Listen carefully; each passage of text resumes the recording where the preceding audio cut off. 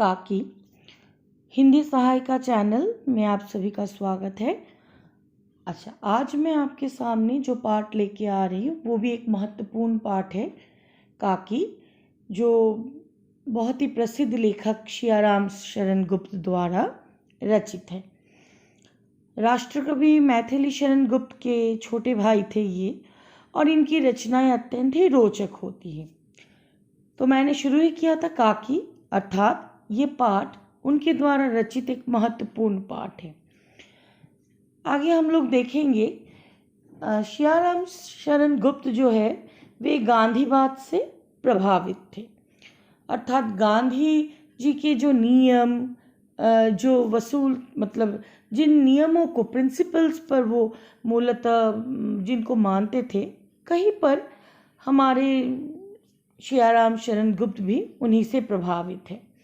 तो उनकी रचनाओं में हम ऐसे ही दलित बोलो, नारी, कुछ ऐसे ही हमारे समाज के कुछ ऐसे लोग जिनका सच में कोई सहारा नहीं होता है परिस्थिति अनुसार, उन विषयों को उन्होंने अपनी रचनाओं में स्थान दिया है। और इस प्रकार, लेकिन उनकी रचनाएं अत्यंत ही सहज, सरल और स्वाभाविक है। तो आप लोगों के लिए इतना ही हम लोग काफ़ी, मतलब मैं बोल सकती हूँ कि वे किस तरह के लेखक थे और वो किस तरह लिखते थे। तो इस रचना में हम देखेंगे काकी, जिसमें मुख्य पात्र है विशेश्वर, श्यामू, भोला और एक दासी। आगे हम चलते हैं। मूलतः इसमें काकी है कौन? यहाँ पे एक दो अत्यंत ही छोटे से जो बालक है, उसमें से महत्वपूर्ण जो है वो है श्यामू।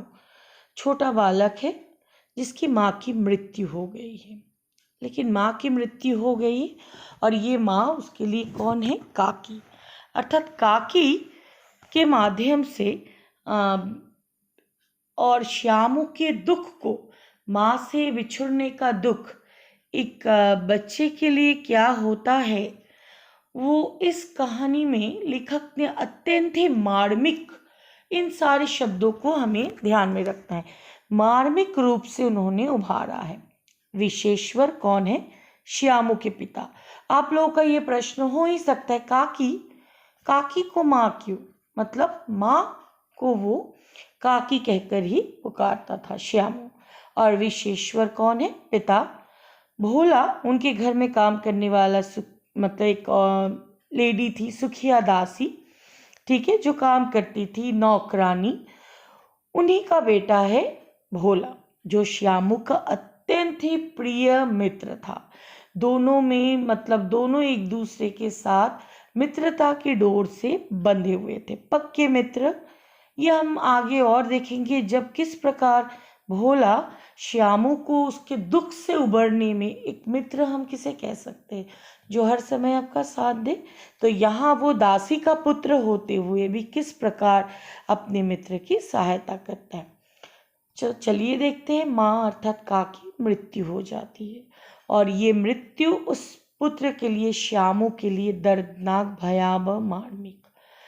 लेकिन वो समझ ही नहीं पाता है असल में ऐसा क्यों हो रहा है। माँ को लेकर सब काकी को उठाए लिए कहाँ जा रहे हैं, सब उसे पकड़ते हैं, रोकने का प्रयास करते हैं, क्योंकि वो माँ के पीछे दौड़ना चाहता है।